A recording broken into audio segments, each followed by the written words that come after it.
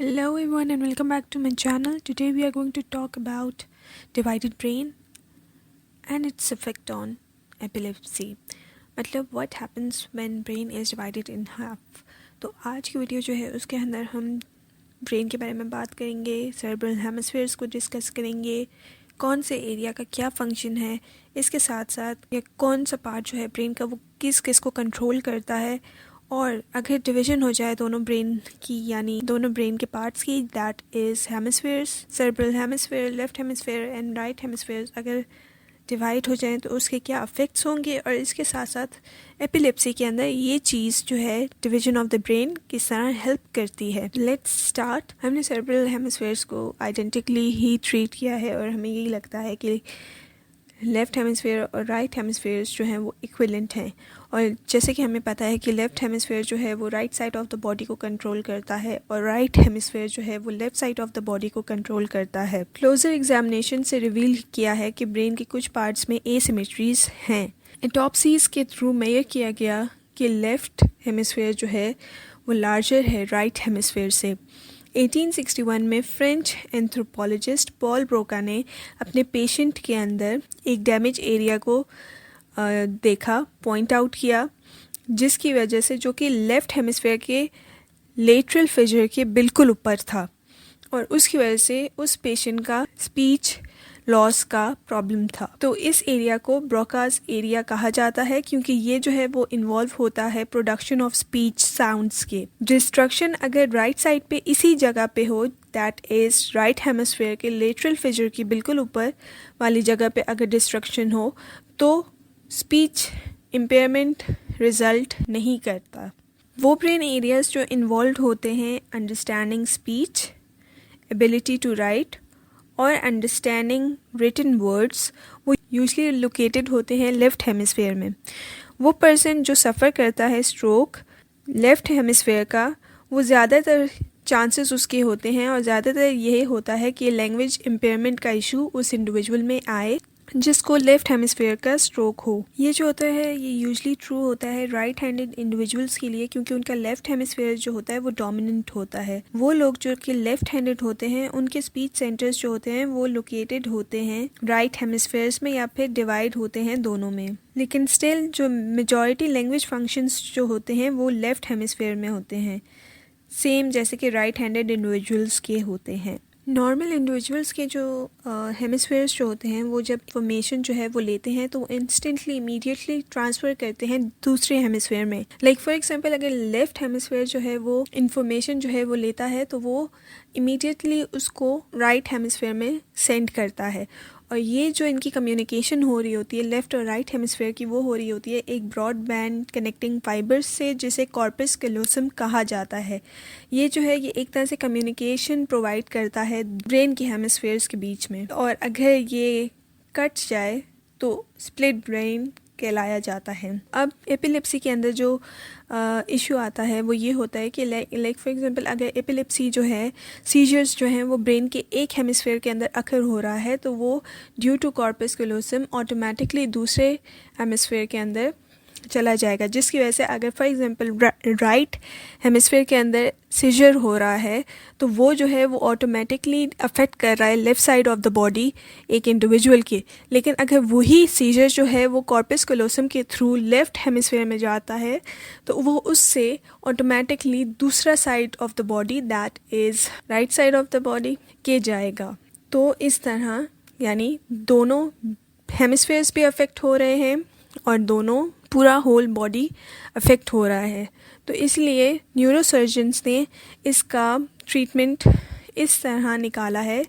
कि वो सर्जिकली दोनों ब्रेन्स को डिवाइड कर देते हैं, जिसकी वजह से अगर सीजर राइट हेमिस्फीयर में हो रहा है तो वो लेफ़्ट हेमिस्फीयर में ट्रांसफ़र नहीं होगा. और इसके आफ्टर इफ़ेक्ट्स जो हैं वो कोई डिज़ायरेबल आफ्टर इफ़ेक्ट्स नहीं हैं, बल्कि इंडिविजुअल जो है वो अपने डेली रूटीन के काम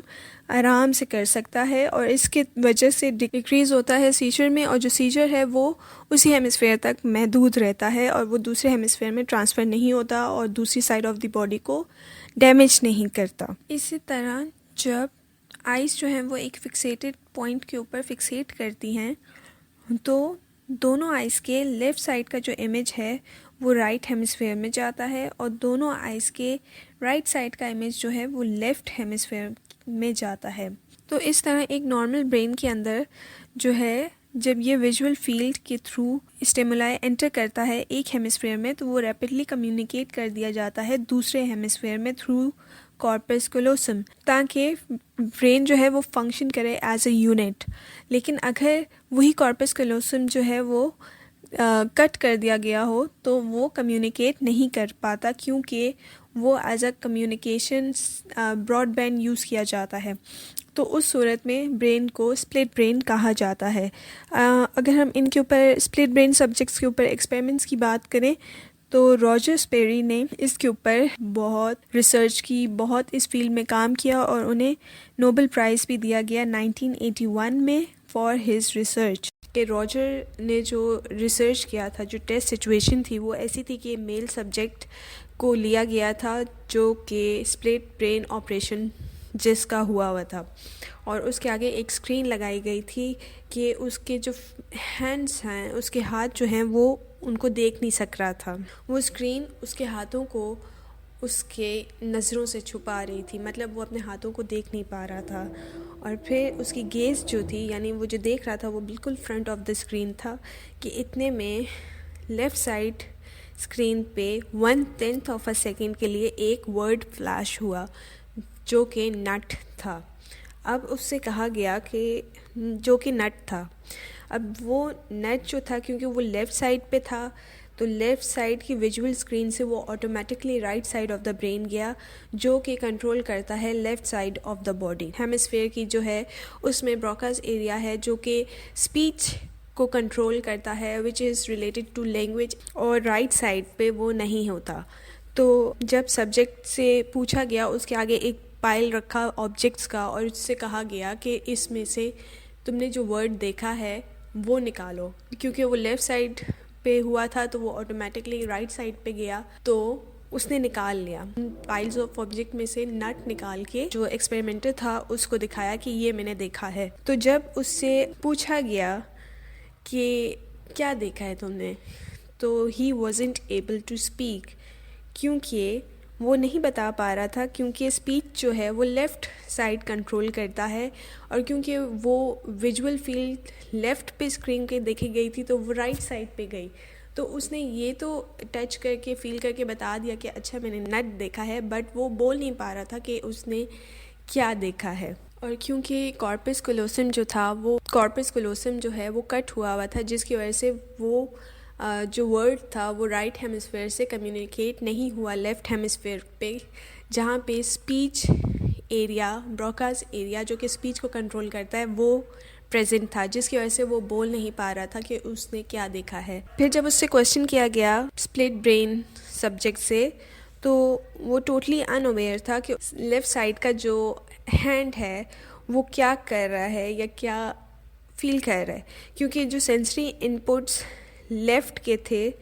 वो राइट हेमिस्फेयर में जा रहे थे और लेफ़्ट हेमिस्फेयर को कोई इन्फॉर्मेशन नहीं मिल रही थी, क्योंकि वो इसलिए अनअवेयर था क्योंकि स्प्लिट ब्रेन था। स्प्लिट ब्रेन सब्जेक्ट से जब क्वेश्चन किया गया कि आपका लेफ़्ट हैंड क्या कर रहा है या क्या किया है उसने, तो उससे कुछ भी नहीं पता था कि उसका लेफ़्ट हैंड जो है वो क्या फील कर रहा है या क्या सेंसरी इनपुट्स उस लेफ़्ट हैंड के थ्रू आ रही है ब्रेन में, क्योंकि वो ऑटोमेटिकली लेफ़्ट हैंड था तो वो राइट हेमिस्फेयर में जा रहा था, और राइट हेमिस्फेयर जो था वो लेफ़्ट हेमिस्फेयर से कम्युनिकेट नहीं कर पा रहा था due to the cutting of the corpus callosum. इसलिए लेफ़्ट हेमिस्फेयर को कोई इन्फॉर्मेशन नहीं जा रही थी जो कि राइट हेमिस्फेयर को लेफ़्ट हैंड से जा रही थी। जितनी भी इंफॉर्मेशन थी वो सारी राइट हेमिस्फेयर में जा रही थी, क्योंकि लेफ़्ट साइड पे विजुअल इनपुट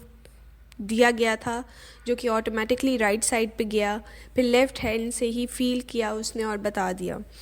तो ये सारी चीज़ें जो थी वो राइट साइड पे जा रही थी। अब जो स्क्रीन के ऊपर जो वर्ड फ्लैश होना है वो 1/10 ऑफ अ सेकेंड से ज़्यादा नहीं होना चाहिए, क्योंकि 1/10 ऑफ अ सेकेंड के बाद जो है वो इंडिविजुअल जो है वो अपनी आंखें घुमा के भी चीज़ को, वर्ड को देख सकता है। तो इसलिए जो भी वर्ड्स फ्लैश किए गए स्क्रीन पे वो 1/10 ऑफ अ सेकेंड तक थे, उससे ज़्यादा नहीं थे, क्योंकि अगर वो उससे ज़्यादा हो तो सब्जेक्ट जो है वो अपनी आइज़ मूव कर सकता है फ्रीली और वो उसको देख सकता है, जिसकी वजह से वो राइट और लेफ़्ट दोनों विजुअल फील्ड से राइट और लेफ़्ट हेमिस्फीयर में जाएंगी और इंडिविजुअल को पता चल जाएगा, क्योंकि वो इंफॉर्मेशन दोनों सेरेब्रल हेमिस्फीयर्स में जा रही है। तो इसलिए यही वजह है कि डेफिशिएंसीज जो हैं उन लोगों की जिनका कॉर्पस क्लोसम कट हुआ होता है, सेपरेट हुआ होता है, जिसकी वजह से उनका लेफ़्ट और राइट हेमिस्फीयर एक दूसरे से कम्युनिकेट नहीं कर पा रहा होता, कि आंखें फ्री हैं टू सी थिंग्स और उन पे कोई रिस्ट्रिक्शंस नहीं है कि आपने सिर्फ लेफ़्ट पे 1/10 ऑफ अ सेकेंड्स तक देखना है। आप जब दोनों आँखों से किसी भी ऑब्जेक्ट को देखते हो तो वो आपके दोनों cerebral hemispheres में जाती है through right visual field and as well as from the left visual field. They both goes to the right hemisphere and the left hemisphere. So that's the reason कि अगर corpus callosum को cut भी कर दिया गया हो और कोई communication ना हो हेमिस्फेयर्स में, but still दोनों आँखों से visual fields दोनों हेमिस्फेयर में जा रही हैं, उसकी वजह से बहुत ज़्यादा कम deficiencies apparent होती हैं ऐसे individuals में। स्पेरी ने और further experiments कंडक्ट किए, जिसके अंदर स्प्लिट ब्रेन सब्जेक्ट का ये कहा गया कि वो सिर्फ वही कम्युनिकेट कर सकता है जो कि उसके लेफ़्ट हेमिस्फेयर में हो, क्योंकि लेफ़्ट हेमिस्फेयर के अंदर, जैसे मैंने पहले भी बताया, कि ब्रोकास एरिया होता है which is responsible for speech and language related things. जब इंडिविजुअल्स को दो वर्ड्स दिखाए गए, स्क्रीन पे फ्लैश इस तरह से किए गए कि एक वर्ड जो है वो लेफ़्ट हेमिस्फेयर में जाए और दूसरा जो है वो राइट हेमिस्फेयर में जाए, तो इंडिविजुअल जो था वो वही वर्ड बोल रहा था जो उसके लेफ़्ट हेमिस्फेयर में जा रहा था। लाइक फॉर एग्जांपल, अगर हार्ट जो है वो राइट हेमिस्फेयर के लिए फ्लैश किया गया है और बैंड जो है वो लेफ़्ट हेमिस्फेयर के लिए फ्लैश किया गया है, तो इंडिविजुअल जो था, जब उससे पूछा जा रहा था कि आपने क्या देखा, तो वो यही कह रहा था कि उसने बैंड देखा। और उसके बाद उससे जब पूछा गया कि और दूसरा वर्ड क्या देखा, तो उस पर वो तुक्के मार रहा था, जैसे rubber band, rock band, band of ribbons, और बहुत कम लोगों के तुक्के लग रहे थे हैट बैंड के, यानी उन्होंने हैट देखा नहीं था लेकिन वो सिर्फ उस पर तुक्के लगा रहे थे। दे वर जस्ट गेसिंग दैम। इसी तरह जब दूसरे वर्ड्स दिए गए लाइक की केस या सूट केस, तो उस पे भी सिमिलर रिजल्ट्स ही आ रहे थे कि जो लेफ़्ट हेमिस्फेयर परसीव कर रहा था वही वो बोल रहा था, और राइट हेमिस्फेयर जो देख रहा था वो नहीं बोला जा रहा था उससे। तो राइट हेमिस्फेयर में जो वर्ड जा रहा था वो नहीं बोल पा रहा था, सिर्फ लेफ़्ट हेमिस्फेयर का जो वर्ड था, वो जो सब्जेक्ट था वो बोल पा रहा था। इसी तरह एक और एक्सपेरिमेंट किया गया था जिसके अंदर जो सब्जेक्ट था, डिवाइडेड ब्रेन सब्जेक्ट, उसको ब्लाइंड फोल्ड किया गया था। उसके लेफ़्ट हैंड में रोज़मर्रा इस्तेमाल की कॉमन चीज़ें दी गई, like for example tooth brush, com and की केस। तो जब उस सब्जेक्ट लेफ़्ट हैंड में दिया गया तो वो, और उससे पूछा गया कि ये क्या चीज़ है, तो वो उसका बाकी सारी चीज़ें बता रहा था, कि डिमॉन्स्ट्रेट कर रहा था कि लाइक फॉर एग्जांपल अगर कंघी है तो वो सर में मार रहा था, और अगर टूथ ब्रश है वो दांतों में मार रहा था कि ये चीज़ है, लेकिन उसे वो वर्ड बोल नहीं पा रहा था, उसको स्पीच में नहीं ला पा रहा था, क्योंकि वो जब लेफ़्ट हैंड में उसके दी गई थी तो वो ऑटोमेटिकली राइट साइड पे जा रहा था। तो उसे समझ तो आ रहा था कि अच्छा ये कंघी और टूथब्रश है, लेकिन वो उसको बोल नहीं पा रहा था, कि अपनी नॉलेज को बोल नहीं पा रहा था। वो सिर्फ वो उसे प्रॉपर डिमॉन्स्ट्रेट कर रहा था, लेकिन he wasn't able to express knowledge in speech. तो लेकिन अगर जिगलिंग ऑफ द कीज़ होता था, लाइक अगर की चेन उसे दी जाती थी की केस, तो वो जिगल करता था, या फिर गलती से जो राइट हैंड है वो लेफ़्ट ऑब्जेक्ट को टच करता था, तो वो अचानक से उसे पता चल जाता था कि अच्छा ये चीज़ है, वरना उसे नहीं पता चल रहा था कि व्हाट इज़ गोइंग ऑन। तो ये थी आज की वीडियो, जो कि बहुत इंटरेस्टिंग और इन्फॉर्मेटिव थी। अगर आपको अच्छी लगी, do like and subscribe to my channel. फिर मिलती हैं नेक्स्ट वीडियो में। टिल देन टेक केयर, अल्लाह हाफिज़।